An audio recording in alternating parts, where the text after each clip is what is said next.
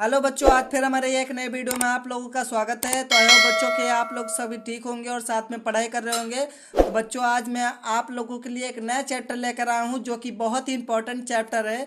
बच्चों, ये पेपर में पूछा भी जाता है, 2 3 4 अंक का आता है। जो कि बात करने वाले हैं हम कार्बनिक एवं अकार्बनिक यौगिक। यानी कि बच्चों, पेपर में आप लोगों को पूछ लिया जाता है कि कार्बनिक यौगिक या अकार्बनिक यौगिक, यानी कि इसमें अंतर पूछ लिया जाता है, या तो कार्बनिक और अकार्बनिक की परिभाषा पूछ ली जाती है। तो बच्चों, ये बहुत ही इंपॉर्टेंट चैप्टर है जो कि आज हम बात करने वाले हैं कार्बनिक एवं अकार्बनिक यौगिक। तो पहले बात करेंगे बच्चों हम कार्बनिक यौगिक की। तो यहाँ पर बात करेंगे कार्बनिक यौगिक की, तो यहाँ पर लिख लेंगे। पहले हम बात करेंगे कार्बनिक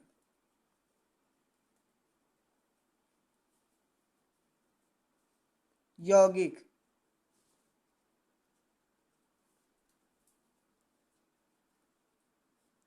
यानी कि बच्चों, हम बात करेंगे कार्बनिक यौगिक की।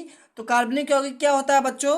तो कार्बनिक यौगिक वो होता है जिन यौगिकों को, यानी जिन यौगिकों का मुख्य रासायनिक तत्व कार्बन होता है, कार्बनिक यौगिक कहलाते हैं। यानी कि परिभाषा क्या हो जाएगी बच्चों हमारी, यहाँ पर लिखेंगे। परिभाषा हमारी हो जाएगी, जिन यौगिकों को, जिन यौगिकों को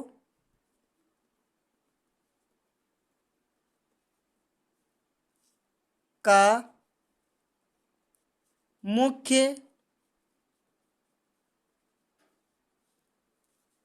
रासायनिक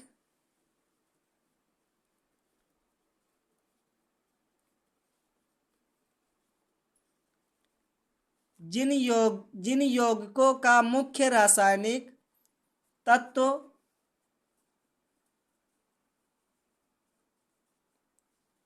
कार्बन होता है,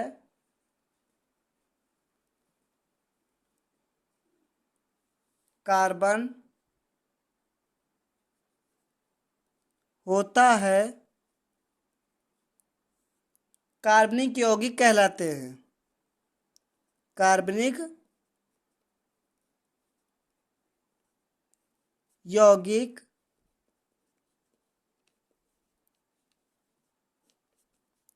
कहलाते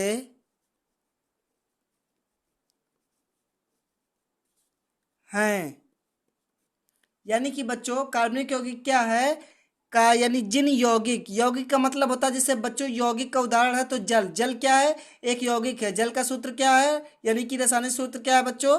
H2O। H2O क्या है कि यौगिक है। यानी कि यौगिक का मुख्य रासायनिक तत्व, यानी जो जल होता है उसका मुख्य रासायनिक तत्व कार्बन होता है। यानी कार्बन होगा, कार्बन, सॉरी बच्चों, यहाँ पर क्या होगा, होगा, यानी कार्बन होगा। तो क्या होंगे? कार्बनिक यौगिक कहलाएंगे। अब बच्चों, मेन हेडिंग है, इसमें थोड़ी और लिखेंगे, यहाँ पर पॉइंट से लिखेंगे। आमतौर पर,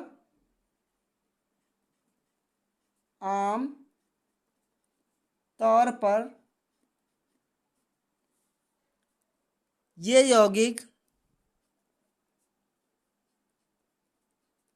आमतौर पर ये यौगिक कार्बन और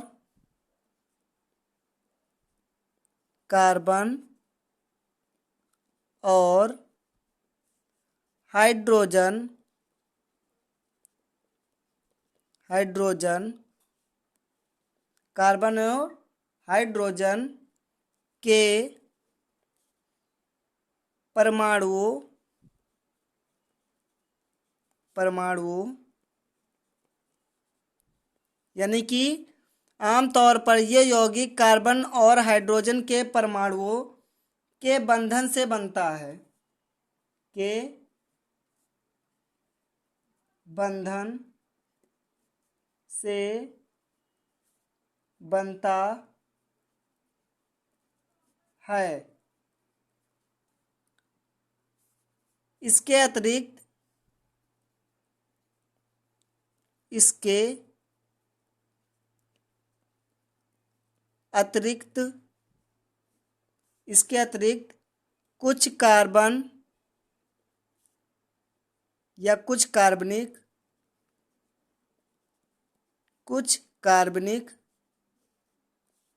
यौगिक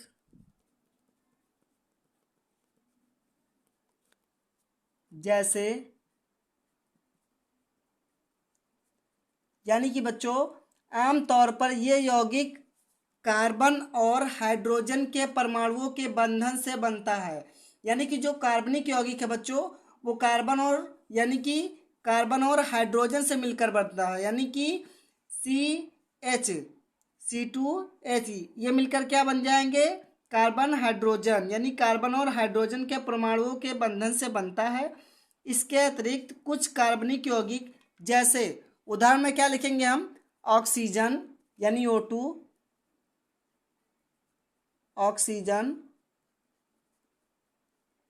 ऑक्सीजन का रासायनिक यानी अणु क्या है, सूत्र क्या है, O2 यानी कि O2 oxygen, sulphur S, sulphur, comma nitrogen यानी कि N, nitrogen, comma boron, boron, comma phosphorus,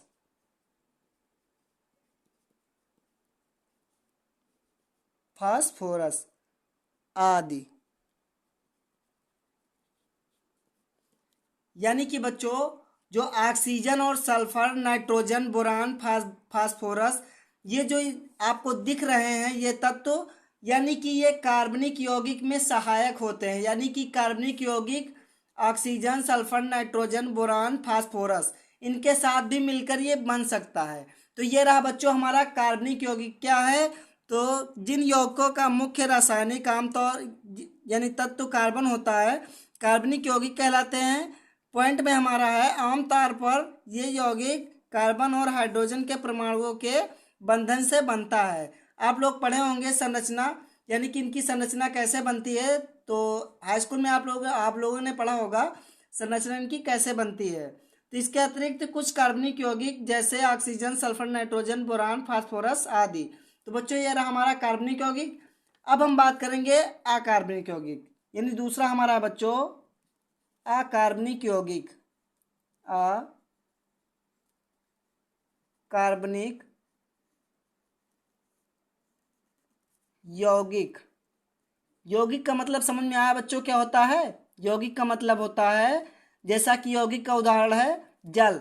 जल एक क्या है बच्चों, यौगिक है। यानी कि अब हम बात करेंगे कार्बनिक यौगिक। कार्बनिक यौगिक क्या होते हैं, तो यहाँ पर लिखेंगे परिभाषा में, कार्बनिक यौगिक, कार्बनिक यौगिक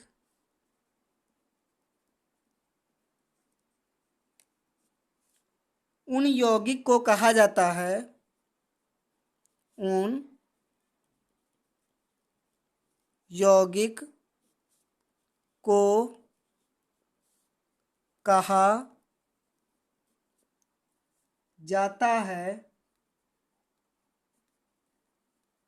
यानी कि कार्बनिक यौगिक उन यौगिकों को कहा जाता है जिनमें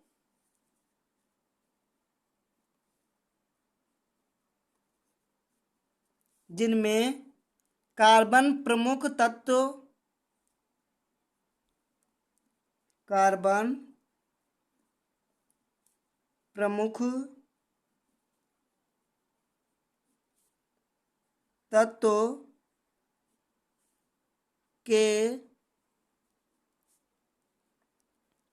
रूप में उपस्थित नहीं होता है, उपस्थित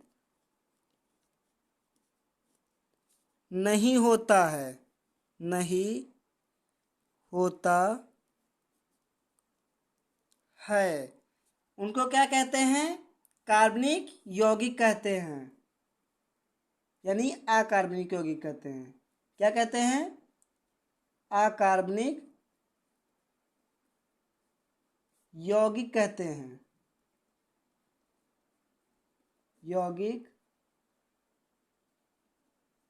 कहते हैं। तो इतना लिख देना बच्चों हमें इतनी हेडिंग लिख देनी है। आपके दो दो पाँच नंबर, यानी 2 5 नंबर का आता है ये, तो आपके 2 5 नंबर क्या हो गए, बिल्कुल फिक्स हो गए, यानी पक्के हैं कि आपको करना नहीं है पेपर में।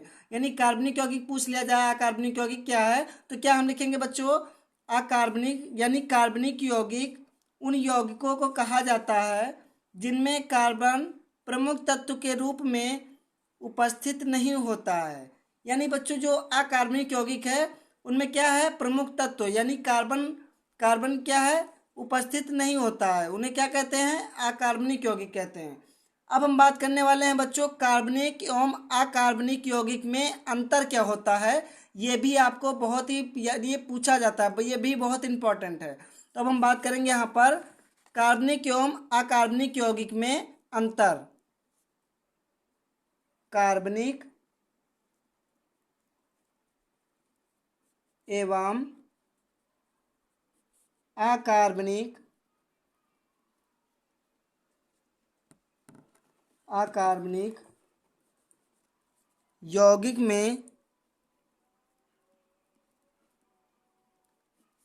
में अंतर।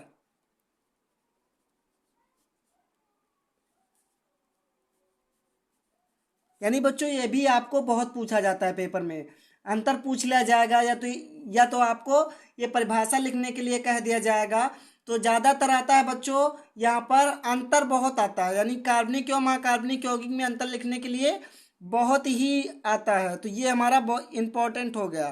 तो हम बात करेंगे कार्बनिक एवं अकार्बनिक यौगिक में अंतर क्या होता है। यहाँ पर लिखेंगे कार्बनिक यौगिक, कार्बनिक यौगिक, और दूसरी तरफ लिख लेंगे अकार्बनिक यौगिक, अकार्बनिक यौगिक।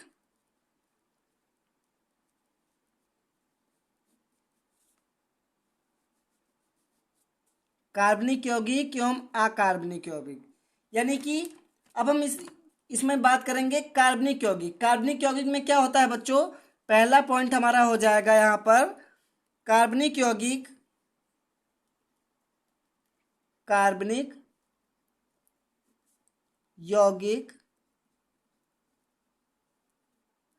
ज्वलनशील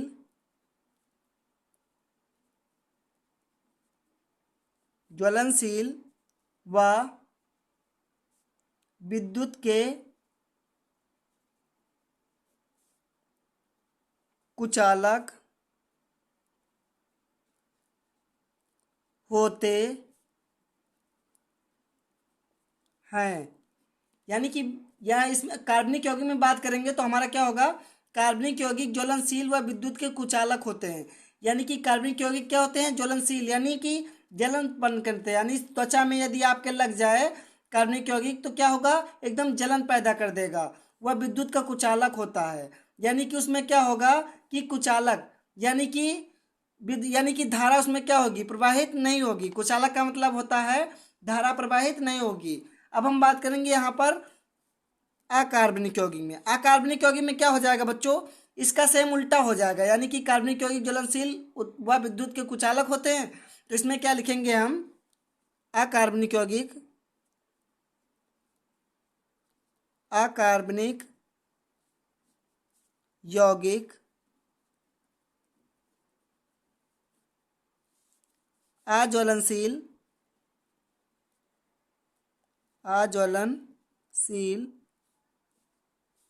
व विद्युत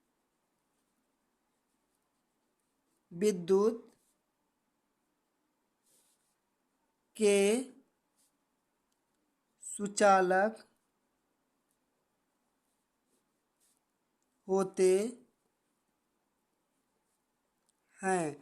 यानी कि हम बात करेंगे अकार्बनिक यौगिक में, तो अकार्बनिक यौगिक में इसका उल्टा हो जाएगा, यानी कार्बनिक यौगिक का उल्टा हो जाएगा। इसमें क्या होगा, ज्वलनशील और विद्युत का कुचालक होता है, तो इसमें क्या हो जाएगा कि अकार्बनिक यौगिक ज्वलनशील व विद्युत के सुचालक होते हैं। यानी कि सुचालक का मतलब होता है धारा प्रवाहित हो जाए, उसमें क्या होता, उसे क्या कहते हैं, सुचालक कहते हैं। तो ये हो गया हमारा पहला पॉइंट, यानी कि हो गया पहला पॉइंट। अब हम बात करेंगे यहाँ पर दूसरा पॉइंट। दूसरा पॉइंट हमारा बच्चों क्या हो जाएगा, ये आयनीकृत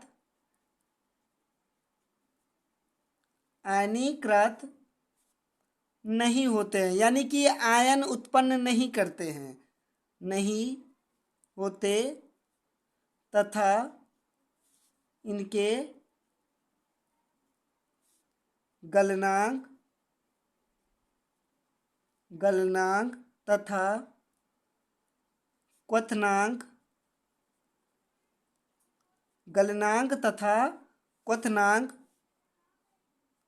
कम होते हैं।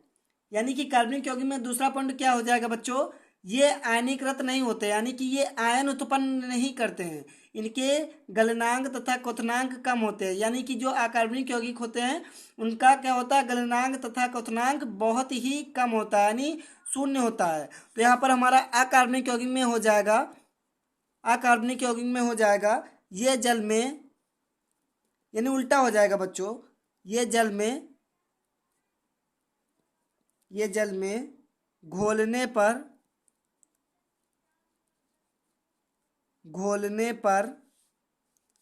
आयनीकृत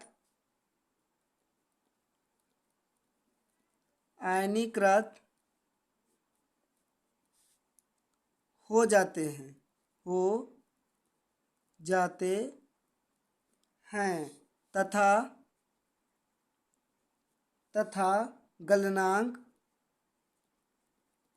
तथा गलनांक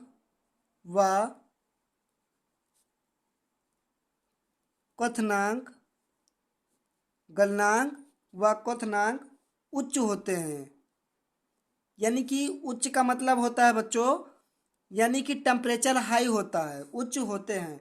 यानी कि अकार्बनिक यौगिक में क्या हो जाएगा बच्चों, इसका उल्टा हो जाएगा, ये जल में घोलने पर आयनीकृत होते हैं, इसमें क्या था, ये आयनीकृत नहीं होते, यानी कि इन्हें जल में घोला जाएगा तो इनमें क्या होगा, आयन उत्पन्न नहीं होगा। और अकार्बनिक यौगिक में बात करेंगे तो ये घोलने यानी जल में घोलने पर आयन उत्पन्न कर देते हैं। आयन का मतलब होता है बच्चों, यानी कि माइनस या प्लस, यानी कि माइनस और प्लस होता है तभी बैटरी में क्या होता है बच्चों, धारा प्रवाहित होती है। यानी कि बैटरी का काम होता है यानी ऊर्जा प्रदान करना, यानी ऊर्जा बैटरी जैसे ही उसमें थोड़ी ऊर्जा देती है तो क्या होते हैं, प्लस और माइनस यानी आपस में टकराते हैं तो क्या होता है, आयन उत्पन्न होता है। यानी आयन उत्पन्न होता है तो उसमें क्या होती है, धारा प्रवाहित हो जाती है।